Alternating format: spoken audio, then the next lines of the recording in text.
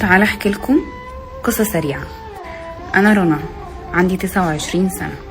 انا من الصعيد، ومش عايزة اقول انا منين من الصعيد. ومع باقي القصة هتعرفوا ليه انا تعمدت ان انا محكيش انا منين ولا اسمي الحقيقي ايه، بس عايزاكم تركزوا شوية في اللي انا هقوله. البنات عندنا في الصعيد من وهي عندها 17 سنة بتبدأ تتجوز، واول عرسان بيبصوا عليها هم عرسان العيلة، وانا كان محطوط عليا العين قوي من ابن عمتي. ولان ده كان حب الطفولة بالنسبة لي، فما كنتش فاهمة ان ده الحب اصلا. مع اول حد واقرب حد قال لي كلام كويس او قال لي كلام حلو، حسيت ان هو ده. وفعلا لما تميت 19 سنة قرروا ان احنا ناخد خلاص خطوة الجواز، واتجوزنا بالفعل بعد 6 شهور خطوبة. وشقتي كانت في بيت العيلة، ومن هنا احنا لسه ما بدأناش اي احداث تخوف. ومن بعد شهر جواز بدأ يتفتح معايا طول الوقت، يلا فين البيبي، يلا مستنين حفيد، يلا يلا يلا، لحد ما المدة طولت وقلقنا فقررنا ان احنا نروح نكشف. ومع الاسف الشديد العيب طلع فيا انا. وطبعا زي كل الناس ما هي عارفة، مادام العيب في الست مفيش استحمال، تروح واحدة تيجي التانية تيجي التالتة، المهم ان الحفيد يجي. ومع الاسف انا اهلي ما كانوش في صفي في ولا مرة. وفعلا اتجوز التانية بعد سنة جواز ما بيني وما بينه. مش عايزة اقول بقى ان انا اتكسرت واتوجعت وحاجات كتير، لان لحد هنا انا ما كنتش لسه اتوجعت. بعد ما اتجوز التانية خلف منها على طول، وخلفته الاولانية كانت توأم. وبرضه مش هقول انا وقت العقيقة بتاعته او وقت السبوع بتاعهم انا كنت عاملة ازاي، كنت مضطرة اسكت واحط طوبة في بقي. عدى 3 سنين على جوازي معاه، لا عارفة اتطلق منه لاني مذلولة، ولا عارفة اكمل معاه وانا مخنوقة بالشكل ده ومكسورة بالشكل ده، لحد ما بابايا توفى.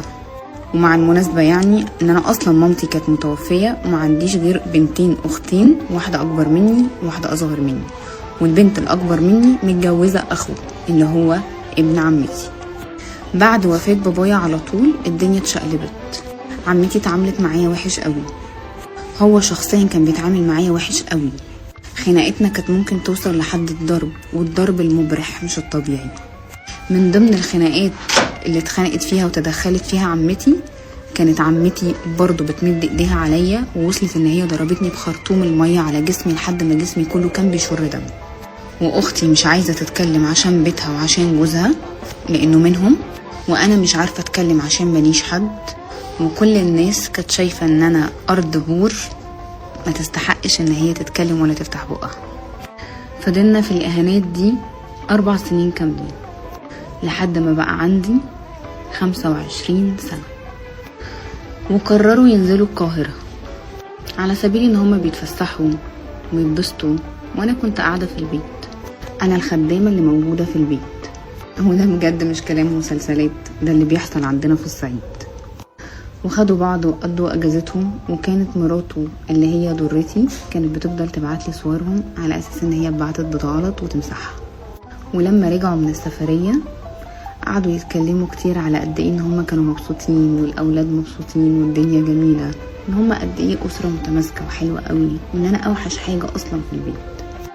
لحد ما في يوم من الايام خال العيال اللي هو اخو ضرتي خد العيال على الموتوسيكل عشان يفسحهم، وللأسف الشديد ال3 عملوا حادثة وال3 توفوا.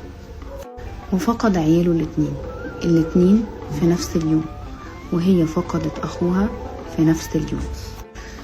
كنت جنبهم وقلبي اتوجع عليهم زيهم بالظبط. اتوجعت في الأول وفي الآخر، دول أطفال وأرواح، وكنت واقفة جنبهم كويس قوي، ما سبتهمش في محنتهم أبدا، لدرجة ان لما جه ال40 بتاع التوأم وأخوها كنت أنا اللي شايلة الليلة كلها من أولها لآخرها. وهو بشكل ما بدأ يتعامل معايا كويس قوي، معاملته اتغيرت 180 درجة، كان حزين فعلا على عياله. وجي اتكلم معايا وقال لي انا ظلمتك كتير قوي وجيت عليكي كتير قوي، وربنا جزاني في عيالي اغلى حاجة. ورغم كل الكلام اللي هو قاله انا ما حسيتش بذرة رحمة ليه، بالعكس انا كل اللي كان صعبان عليا الاطفال اللي راحت. وساعتها قال لي انا ممكن اعمل لك اي حاجه انت عايزاها عشان بس تسامحيني. وطلبت منه ان انا اتطلق وطلق. ونزلت القاهره، الناس معرفه شغلوني وجابوا لي بيت اجرته وقعدت لوحدي. انا بقالي 3 سنين في القاهره، مش عارفه انسى الوجع، مش عارفه اتخطى القصه، وبقول حالي احسن من حال ناس كتير قوي. بس انا ليه بحكي لكم القصه دي؟ عشان اقول لكم ان في ظروف ربنا هو اللي بيحطنا فيها. ممكن ما يكونش عيب فيا، ممكن ما يكونش عيب فيك اصلا، بس ربنا دايما ليه حكمه في كل حاجه. ممكن يحطك في موقف عشان يشوف لما تتحط في الموقف ده هتتفرعن وتتعامل بغرور فرعون، ولا هتتواضع وتتعامل مع الظروف صح. هتستخدم قوتك، ولا انت مدرك كويس ان دايما القوي في اللي اقوى منه. هل انت مدرك لما شخص ضعيف ما يبقاش لاقي اي سبورت من اي حد، وانت الاشياء الوحيدة اللي في حياته، هتقف معاه ولا هتدوس عليه مع الدنيا؟ مفيش اي حاجة اسمها صدف.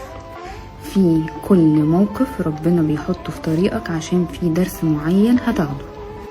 صاحبنا خد درسه، وصاحبتنا خدت درسها، وربنا ادى كل ذي حق حقه.